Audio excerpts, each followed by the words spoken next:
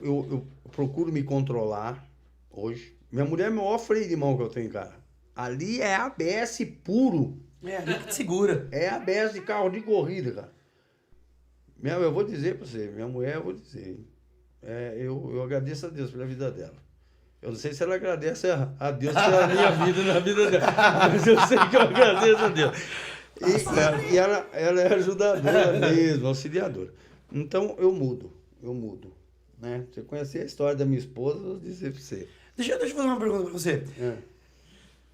Você já deve ter ouvido muito. Falou, esse cara não mudou. Ouço. Você já deve ter ouvido muito. Eu tô falando isso porque, por exemplo, um tempo atrás, eu ouvi... Eu não lembro quem que foi que se converteu, que tinha uma história muito parecida de crime, de morte e tal, não sei o quê. E aí o cara se converteu, aceitou Jesus e tá caminhando e tal, não sei o quê. E aí eu ouvi uma galera da igreja, as pessoas que não era pra julgar, julgando, dizendo assim, esse cara não muda. Esse cara não mudou, não. Não lembro se foi ele. Mas, não mudou. Esse cara tinha que mofar lá na cadeia e não sei o quê, ó, quanta coisa que fez, não sei o quê, blá, blá, blá. Você já ouviu isso? E quando você ouviu, o que você pensou e sentiu? Eu já ouvi isso. Deu vontade de jogar um negócio nele? Não. Sabe por quê? Porque para ele ver dessa forma, é porque eu falhei em alguma coisa. E ele não conseguiu ver as minhas qualidades, as minhas virtudes. Sabe por quê?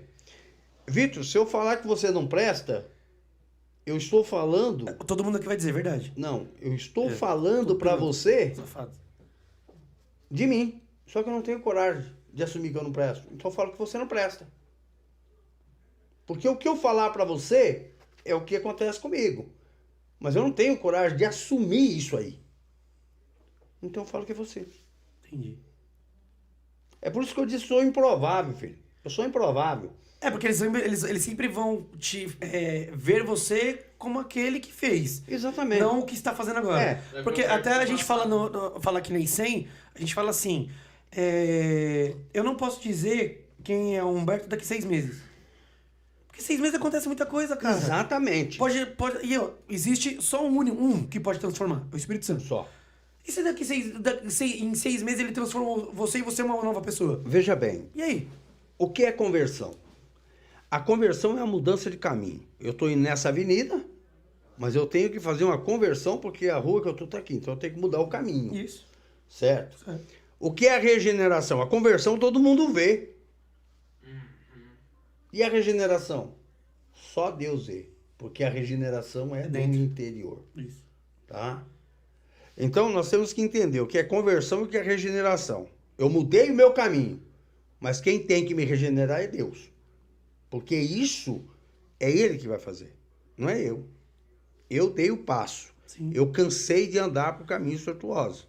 E agora eu mudo o meu caminho e vou buscar. Só que tem que ver uma coisa. Eu sou que nem o ouro que é tirado da mina. Eu tô com uma crosta preta de mim. Porque quando você vai tirar o ouro, ele não vem brilhando. Ele tem uma crosta. Aí você tem que tirar a crosta para saber. Vai lapidando ele. Tá entendendo? Sim.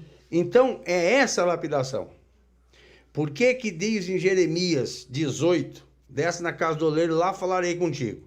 Aí ele fala pro profeta, o que tu vê? Eu vejo lá o oleiro segurando no vaso. Aí o vaso perdeu a forma. Deus jogou o barro fora? Não. Ele tentou de novo. Por quê? Porque nesse processo de reconstrução, ele tem que tirar da argila o pedaço de carvão, a pedrinha, a palhinha. Isso dói. Isso dói.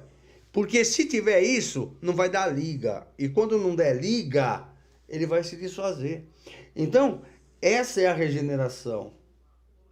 Deus vai te tirando um pouquinho de cada vez. Um pouquinho de cada vez. Davi, ele era o quê? Era considerado o homem segundo o coração de Deus. Aí os caras falam assim, pô, mas ele traiu. Ele cometeu um adultério. Ô filho, vamos ver aqui. Matou um amigão lá. Urias, segundo o coração de Deus, em matéria de justiça, de amor. É. Quando ele saiu com Betseba, ele ficou 9 meses fora da presença de Deus. Ele não louvava mais a Deus, ele não tocava mais harpa. Quando o profeta chegou e falou para ele, aí ele se humilhou na presença de Deus e pediu perdão. E o que Deus fez? Perdoou, porque viu a sinceridade. Então, o que o homem pensa de mim, eu estou pouco me lixando. Glória a Deus. Eu quero saber o que Deus pensa de mim. O que ele escreveu na minha vida. Por quê? Filipenses 4:8, né? Eu sou um ex-presidiário.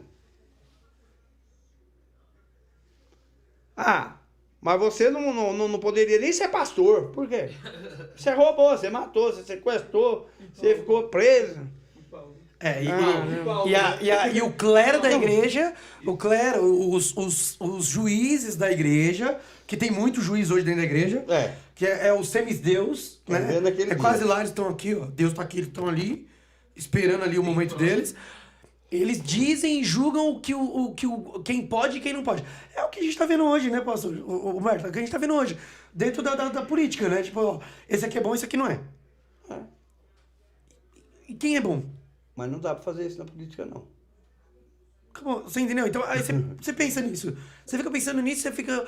E hoje isso tá dentro da igreja. Meu, eu gostei muito do Babão. Aqui ele até falou isso. Ele falou assim, quer uma raça podre? Hoje é o meio gospel. Mas é. Podre. Você entendeu? Então, assim, aí você olha e fala assim, é o lugar onde tinha que levar esperança, que tinha que abraçar os órfãos, que tinha que abraçar os necessitados. Jesus estava no meio de quem? Tava junto com quem? Aí mas ninguém lembra disso. Ninguém lembra disso. Só lembra, tipo assim, peraí. O dízimo dele é bom? Opa! Jesus viu esteticamente ele é apresentável? o dízimo da viúva. Hoje se veria o dízimo daquele que tá com a carteira bufando. É lógico, é do jovem rico. Então vamos Hoje ver. É do jovem rico. Vamos ver o que está acontecendo? Por quê? Jesus ele andava no meio de quem? Dos ladrões, das prostitutas, daqueles que eram rejeitados. Por que ele andava com o sacerdote, filho? Não é o sacerdote que falava da vida dele? É verdade. Que anunciava ali a palavra das escrituras? E até, deixa eu até passar pro público, gente, entenda, tá? A gente não tá falando aqui que, você não pode ter prosperidade, você não pode ter dinheiro. Não, a gente tá falando isso, pelo contrário. Vai ter bastante dinheiro pra ajudar o outro. É isso que a gente tá falando. Agora, o que não dá pra fazer é você ter um julgamento, você ser o juiz pra dizer, esse pode ficar perto de Deus, esse não. Esse pode ser convertido, esse não. Você é o quê? Você é semideus? Você é quem? Pra falar sobre isso. Se eu for olhar quem pode se converter ou não, eu estou negando o poder de Deus na minha vida. Na minha vida. Não é verdade. Tá entendendo? Se eu duvidar que Deus cuida um adicto, que ele cura um adicto, que ele muda uma prostituta, que ele muda um traficante, um homicida, então não dá para entender nada. O Boi Branco foi batizado agora. Brabo do PCC. Acho que foi esse daí. Isso, foi esse aí. Pô. Foi isso mesmo. Foi ele que eu ouvi. E os caras falaram, não, jamais. Então. Não dá, não pode. Esse cara, na verdade, ele tá fazendo isso aí só pra sair dos processos, pra se esconder, que não sei o quê. Aceitar Jesus não sai do processo. Não sai do processo. Mas é aquilo que você falou, quem consegue ver o coração sobre a transformação dele? E pronto. Acabou. Eu vou citar uma pessoa aqui. Uma não. Eu vou citar algumas pessoas aqui. Cite. Doutor Aérito Alves de Assis. Eita. Doutor Nivaldo. Nilson. Everaldo. Isso aqui é um corpo diretor de uma unidade prisional onde eu fiquei 13 anos e 8 meses. 3 anos. Eu fiquei cortando couro, refilando bota e costurando. Depois eu fiquei de encarregado. Depois me levaram para trabalhar lá na frente, porque eu mostrei a confiança. O doutor Aérito me tirou da igreja. Eu fiquei quase 1 ano sem poder entrar dentro da igreja na prisão. Porque os caras iam lá e falavam, mano, ele não é. Ele não é crente, ele tá aqui na estratégia. Porque muitos acreditam nisso. A estratégia. Porque, vamos ser bem sérios. Agora jogando limpo na ideia. Tem muita gente que usa a igreja também pra sair fora também. Sim, tem. Sim. Só que aí é visto. Ele pode ficar dentro da cadeia. E aí acharam isso de você? Acharam. Um monte ia me caguetar lá. O cara mandou eu de bonde, filho. O cara mandou eu de bonde. Depois voltei, se eu falar pra você como é que eu voltei, tá? Que é fogo dizer, é fogo. Mas eu voltei. E ele viu. E esse, doutor Aerto, eu perdi meu benefício e ele falou com o juiz. E aí veio a minha liberdade de condicional. Eu não fui nem de semiaberto, eu fui de condicional. Eu tinha que ter ido pro semiaberto. Doutor Nivaldo tá lá. Mensagem de Deus todo dia no meu celular deles. O Nilson, que é da sindicância, pastor. Homens de Deus que... Tá tudo lá. Faz parte da direção da unidade. Sabe? Então me ouviram. Aconteceu uma situação lá que roubaram os prendedores. E eu trabalhava lá na frente. E o cara que pediu falou, você liga fulano de tal lá, se ele vai levar os prendedores pra mim. Eu falei, tá bom. Fui lá, no raio 8, falei, ô... Inocente. Ó, fulano de tal tá pedindo aí se você vai levar os prendedores pra ele. Entendi. O guarda tava do meu lado. Então eu não tava escondendo nada de ninguém. Pra você tava de boa. No outro dia eu fui trabalhar. E o cara caiu lá com não sei quantas dúzias de prendedores levando pro cara. A hora que o guarda pegou ele falou, não, foi o pastor Carrijo que mandou. Por quê? Porque eu tinha nome. Aí o guarda falou, foi ele, tá tendo essa autoridade aqui agora. Grudou o cara e levou. E nessa, eu perdi meu trampo lá na frente, que eu fazia café para todos os funcionários. Você sabe quantos anos demorou para mim andar 1 quilômetro, para chegar lá na frente, para ter um parecer que eu realmente tinha mudado de vida? Quanto tempo? 13 anos. 13 anos. Aí, o cara fez isso. Eu fui trancado, sexta, sábado, domingo, trancado numa cela fedida. Água só quando queria. Não eu queria, quando eles queriam. Tá? E quando chegou o doutor Aerto Alves, falou assim, chama o Carrijo aqui. Aí eu fui lá, na sala dele. Ele falou, senta aí, Carrijo. Sentei. Ele pegou e falou assim, fala pra mim o que aconteceu. Eu falei, doutor, fulano pediu para que eu levasse um recado para Ciclano. E Ciclano falou que no outro dia ia. Mas eu não estou sabendo que está sendo roubado nada. Só foi isso. Aí ele perguntou assim para mim, me diga uma coisa, isso aconteceu outras vezes? Aconteceu. Tá bom. Eu confio em você. Ele falou para mim, eu confio em você, eu acredito. Aquele homem que havia me perseguido falou assim, eu confio, eu acredito em você. Isso para mim é como se eu ganhasse uma medalha de honra ao mérito. Só que eu não estava denunciando ninguém. Eu fui caguetado por uma coisa que eu não fiz. E eu estou com benefício lá em cima. Falei para ele, doutor, eu lutando para ir embora. Você acha que eu ia dar um vacilo desse? Eu tomei tapa na cara. E não reagi. Só do cara pensar eu matava ele. Eu tomei tapa na cara e fiquei calado. Sabe o que ele falou para mim? Vai lá arrumar tuas coisas que eu tô mandando o guarda mandar você pro raio, pra sua cela. Ele acreditou no que eu falei sem eu implorar para ele. Sabe por quê? Porque ele acompanhou o meu andar, os meus passos. Ele falou, o cara tá 13 anos na cadeia e nunca veio pro castigo, só veio aqui para trazer paz de dentro, sabonete pros caras. Agora na hora de ir embora o cara vai fazer cagada? Não. Vai lá. Aí eu voltei a trabalhar. Assinei negado o benefício. Aí chegou o seu Marquinhos, que estava na disciplina. Ele falou assim, me dá a sua carteirinha. Eu falei, por quê? Você aprontou de novo? Eu falei, não vou dar carteirinha não. Dá a sua carteirinha. Eu falei, não vou dar não. Era a carteirinha que me dava o direito de sair do raio para trabalhar. Ele falou assim, você não é pastor? Eu falei, eu sou. Ele falou, então, e a Bíblia não disse que você tem que obedecer às autoridades? Eu falei, quebrou eu agora. Toma. Peguei a carteirinha, ele pegou e cortou a carteirinha. Meu olho encheu de água, porque eu não tinha feito nada para fazer aquilo. Sabe o que ele falou para mim? O doutor Aerto deixou uma viatura descaracterizada para levar você embora. Você ganhou seu condicional. Deus. Deus.